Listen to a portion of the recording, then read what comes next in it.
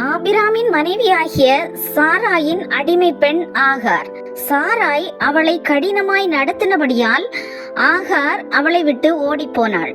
கர்த்தருடைய தூதனானவர் அவளை வனாந்திரத்திலே சூருக்கு போகிற வழியருகே இருக்கிற நீரூற்றண்டையில் கண்டு அவளை விசாரித்து அவளை நோக்கி, உன் சந்ததியை மிகவும் பெருக பண்ணுவேன், நீ ஒரு குமாரனை பெறுவாய், கர்த்தருன் அங்கலாய்ப்பை கேட்டபடியினால் அவனுக்கு இஸ்மவேல் என்று பெயரிடுவாயாக என்று சொல்லி ஆசீர்வதித்தார். அப்பொழுது அவள், என்னை காண்பவரை நானும் இவ்விடத்தில் கண்டேன் அல்லவா என்று சொல்லி தன்னோடே பேசின கர்த்தருக்கு நீர் என்னை காண்கிற தேவன் என்று பெயரிட்டாள். ஆகையால் அந்த துறவு பெயர் லகாய் ரோயி என்னப்பட்டது. ஆங்கில வேதாகமத்தில் இது பீர் லகாய் ரோயி என்று எழுதப்பட்டிருக்கிறது. அது காதீசுக்கும் பாரீத்துக்கும் நடுவே இருக்கிறது.